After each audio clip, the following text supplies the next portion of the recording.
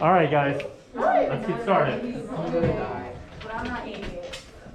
Turn off the lights, please. No, we're not gonna turn off the lights. I have a headache.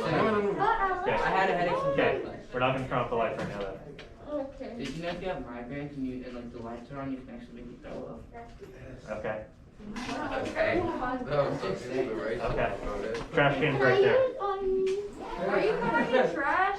Oh, wait. Oh. Okay. Can I eat it? All right. So yesterday, guys, y'all ready? No, that's Okay. So earlier this week, we started off talking about the New England colonies. So we talked about how many colonies so far. You can count them. Like 7. That's not 5. Yeah, I had it right. 5. First one is Jamestown, which will turn into Virginia. Okay. Then, what would that colony turn into? Rhode Island. Bro, Massachusetts.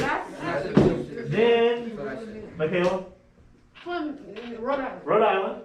Where that's the special thing about Rhode Island is that's the first place they practice All types of religious freedom. Yes. Yeah, religious freedom. Okay. Is that something that we hold important in our country today? Yes. Yeah. Freedom It's which amendment? the The first first. amendment. Is that the only thing the First Amendment says? No. No. Speech. Okay. There are 5 freedoms in the First Amendment. Okay. Press. Freedom of press, freedom of religion, freedom of speech, and I forgot the other 2. Freedom to assemble Yes. and freedom to petition the government. Yes. Okay. I forgot what What's the petition. beer on? That's the Second Amendment, and that gives the states the ability to maintain a militia. Okay. All right. So we were talking about the colonies that we talked about so far. Jamestown, which turns into Virginia, Massachusetts, Rhode Island. What's another one? Connecticut, and the last one we've talked about. It was at one point part of Massachusetts. No, well, yeah, Hartford. No, Hartford's Connecticut. Cape Cod. Nope, that's part of Hold on, is it still here today? what? The place you're talking about? It says Yeah, it is. It's a state. today. Maryland? No. It's a 2-word state. New England. So close. That's Massachusetts. New York. New Hampshire. She said New Orleans. Morgan just said it. It is I say New Hampshire. New Hampshire. I didn't Okay. know that was a thing. So guys, I mean, I knew it was a thing. 4 of those 5. Okay. 4 of those 5 took place in the New England, northeast, far northeast. All right. Virginia was more southern. Okay. So now we're going to move down into the middle colonies. Kind of the mid-Atlantic colonies. You know what, let's go ahead. Yeah, let's turn off the lights so y'all can see it better in the back. I cannot see. Thank you. All right. So remember, what other European country was involved in the North America? New Amsterdam. New York. Netherlands. Portugal. The The Netherlands. Netherlands, And France, and England. Okay. Spain was further in South America and down near Mexico, and so we're not worried about them right now. Okay. But the Netherlands had a colony here called New. so rich. Well, the capital of New Netherlands was New Amsterdam, located about right around here. Wow, that's So. small. Okay. Yeah. So all this green area is what was New Netherlands. Okay. This is New York now, New Jersey, Pennsylvania, Connecticut, Massachusetts. Okay. But all the green was at one point New Netherlands. So the British or the English, they essentially are surrounding the New Netherlands, right? They have their New England colonies with Massachusetts, Connecticut, Rhode Island, New Hampshire, up north of New Netherlands. And then below New Netherlands is What's the other colony we talked New about? York. No. New Below. Oh. The first colony, Jamestown. Jamestown. Oh. I was not gonna get that. Jamestown, Virginia. So we have these two, like Virginia area and then New England. And so England's moving in, they want to kind of connect the two, right? It just makes sense. Yeah, to make one bigger. Yeah. The other thing that made New Netherlands desirable, besides connecting the two, is what river? The Mississippi. Nope. James. This was The James River. The Charles River. The Hudson River. Okay, good. This was named after a guy who sailed for both the Netherlands and England. Is Hudson. Henry. The Hudson River. Hudson River. Yeah. Okay, the Hudson River. It had deep natural port. Why would a deep natural port be beneficial? Cause the boats won't scrape the ground. Yeah, so the boats can come in and unload their supplies, deliver, and then more importantly, take back natural resources back to England, right? So, England has their eye on New Netherlands, and they're like, I want that. Eye on the prize. I want that, right? It's mine. And so England was like, okay, we're gonna claim that we have rights to this land, that we call dibs on it. Now, who had built on this land? No. Wait. Other people. Well, which country had built on this land? France. No, not France. It's called New Netherlands. New Netherlands. The Netherlands built on the land. The Netherlands. Right? When we talk about claiming land, is it just enough to claim it? No. You have to You set have up. to actually establish it. You have to establish it. Had the English established anything on No. New York? No. The Dutch had. They had claimed it in the Dutch. So England is trying to kind of shore up a legal ground to claim it, but it's a pretty weak ground. They're saying, oh, we called dibs on that back in 1499. Right. This is mid 1600s now. So it's like 150 years later. Like, does that smell like malarkey to you? Yes, it's very fake. I don't know what that word means. Malarkey is like, calm down. Malarkey is just something that's not right. Right? My grandpa put together. Right? It's like faux fur. Yeah, it's a faux claim. Faux It's a fur. yeah, faux fur. It's a fake claim. They're just saying it just to say it, right? They have the full intention of taking it without any permission. They're Okay. so jelly. So 1664, England decides, hey, we're gonna send this fleet of ships to the Hudson. Warship. Yeah, warships. And we're just gonna have them off the coast. Okay? What do you think the governor of New Amsterdam is thinking when he looks out his window and he sees a fleet of British warships out They're there? gonna try to get them. Yeah. Take over. So what do you think the governor does? Got his gun. Well, he has two choices, doesn't he? Yes.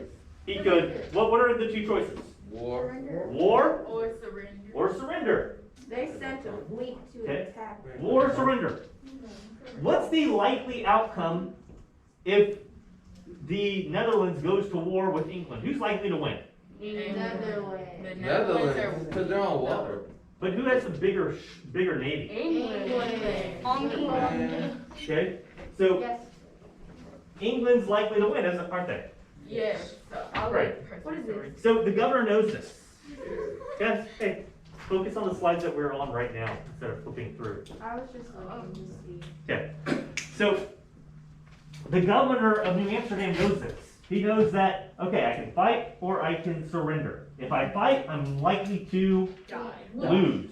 So they surrendered. And then England gets the territory anyway, right? Scared. You lose either way. Which one causes less loss of life? Surrender. Surrender. Unless England just like. Wait, unless what? England goes behind the ground, just kills everyone after this. Yeah, but you don't know that. Wait, so But England if surrenders? you, no. Amsterdam, Netherlands surrender. Okay, What if England? so based on those things, not any what ifs of what may happen, you know for certain if you fight them, you're gonna lose and people are gonna die. Yeah. That's a fact. The other option is to surrender. You still lose, but no one is likely to die. And so they chose to surrender. Okay. And King Charles II ends up giving this land to his brother, who happens to be the Duke of York. York. That's why it's called New York. Really original. Okay. And he doesn't let them self-rule immediately. Why do you think he doesn't let the former Dutch colony self-rule? Because he wants control. He wants control. Can he count on the loyalty of Dutch colonists to be loyal to England? No, so he waits a little while. Okay. So all that was in green now becomes New York. Okay. So the Duke of York decided, hey, I have a lot of land here. I'm going to give some of this land to a couple of my friends so they can create their own colony. And the idea behind this colony, you think it's going to be a royal colony or a for-profit colony? Royal. The idea is for it to be a for-profit colony. What do we call those colonies? What type of colony? Starts with P. Oh. Pro. Prostitution. No? Pro-pride. Pride. Proprietary. Oh. Okay. I was looking for you. A proprietary calling. Okay. Right? So the two friends, Lord Berkeley and Sir George Carriet, they name it New Jersey, and they said, okay, now we have to get people into this colony. Unfortunately for them, New Jersey doesn't have the port, the natural port that New York does. So they're not naturally coming in. People aren't naturally wanting to come to New Jersey. So they have to create an incentive structure. And they look around, they see what's happened to other New England colonies, and they say, okay, here's the incentive structure. We'll give them land, but we'll also say New Jersey's a place where they can practice religious freedom. That's a pretty big thing. Okay? That there will be a trial by jury. Do we still count that as a right today? Yeah. Yeah. Yeah, we do. Okay. And that there's a representative government. We'll give them say in their own government. Those sound pretty good, don't they? Like if you're coming from a monarchy to a new land and you can have a say in your own government, you can practice your religion freely.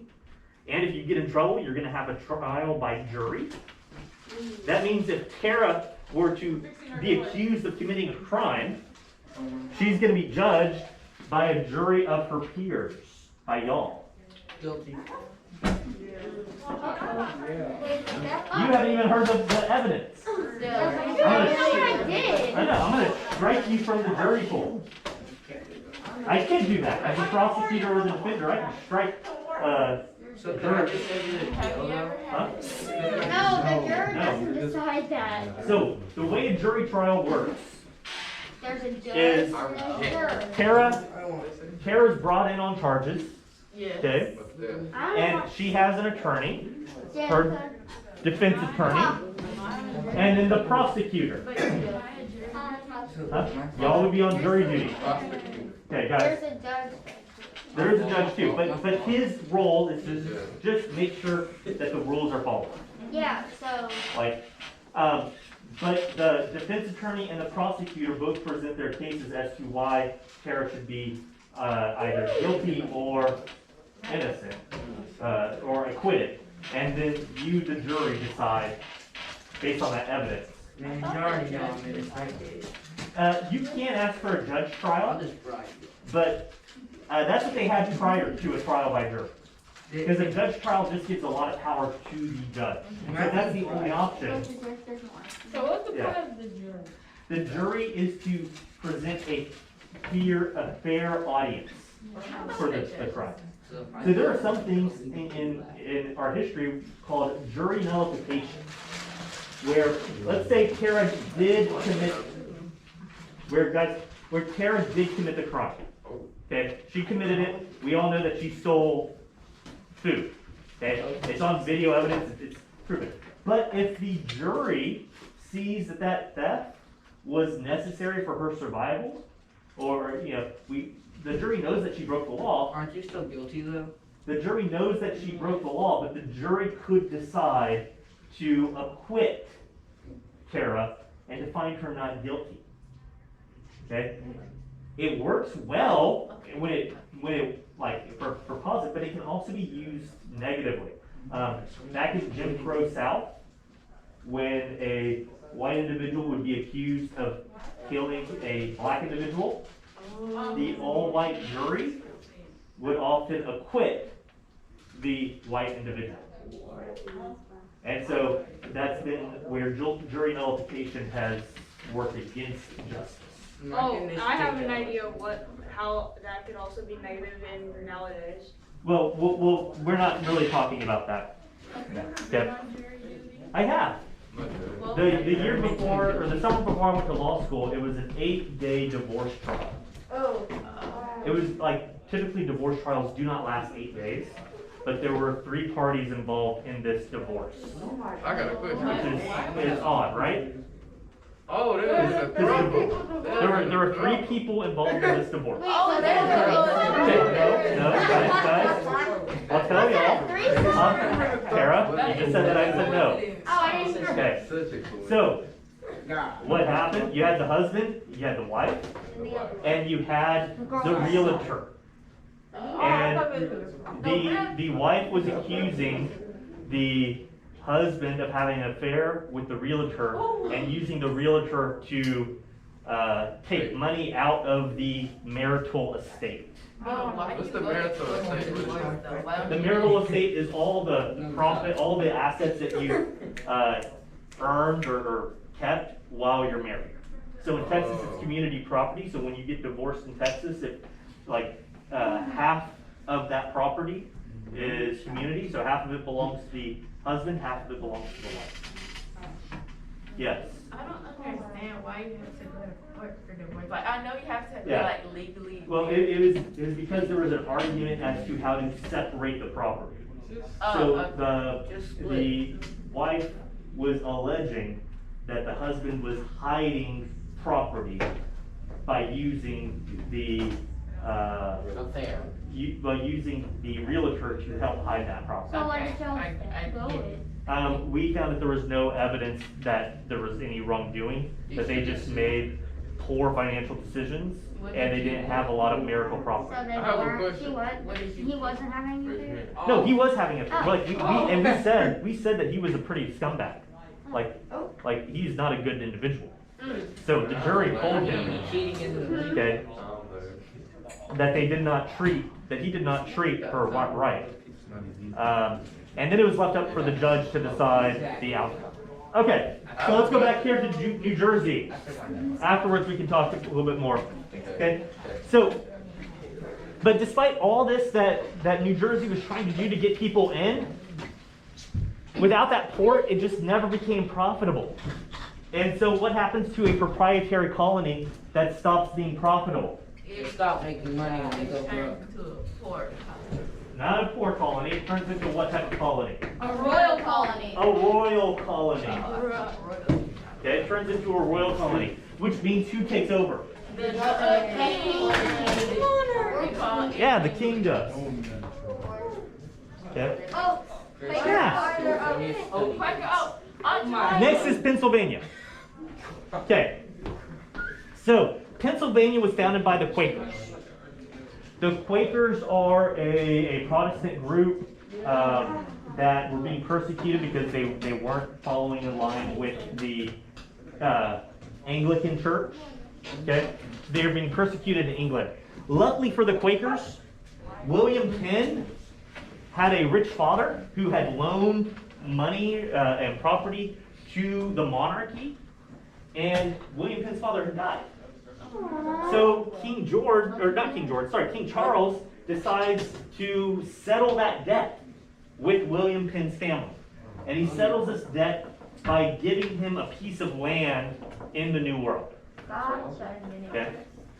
And so, gave him land in the New World, settled the family debts, everything was wiped clean. And William Penn, who was a Quaker, says, got an idea? This is gonna be a holy experiment. I'm gonna establish this colony, and we're gonna practice Quaker ideals. What's Quaker again? Huh? Oh, Quaker is a Protestant group. oh, I thought it Yes. was oatmeal. Do you put syrup in your oatmeal? Ew. That stuff is disgusting. Sometimes. I'll put Maybe. Okay, but guys, Syrup in oatmeal. okay, the reason there's a picture of oatmeal up here is Quaker. because this guy right here, that's William Penn. Oh, really? Yeah, William Penn is on the thoughts of Quaker oats. That's not what I thought I've you been did. eating him since I was young. Yeah. So, guys, let's talk about the Quakers for a bit. What are some of their ideals? Okay? How did they want to treat Native Americans? Well, they actually, guys, Quakers were kind of like, in terms of behavior to Native Americans, they're top of the line. Okay? So William Penn, even though he had this land granted by the king, he still paid Native Americans for the land. That's good. Okay? Stop popping your knuckles. I wasn't. I'm not. You were doing that and going out, out, out, out. How was Okay. that mean? In addition, we'll find that, guys, in addition, we'll find that Pennsylvania, because of its Quaker roots, is one of the places where slavery does not take hold. And that they are very much, this is a place where the abolitionist movement really starts taking place. Okay? Because Quakers don't believe in owning other humans. Yay, Quakers! Oh, yeah, I'm gonna eat him every day. Alright? So, Whoa. guys, in 1682, William Penn founds the city of Philadelphia, which is known where they get the motto, the city of brotherly love. Okay? Yes. Was it some other religion or like some other kind of religion, or was it or did Quakers believe that Christ was a woman? No, that was not Quakers. What are you Oh, talking? that was somebody else. Okay. Okay. Alright. So, since we're talking about Philadelphia, guess what's next? Slavery. Bro. I used to know this. Okay. That is so good. I can't laugh. Can we watch an Yeah, episode? gee.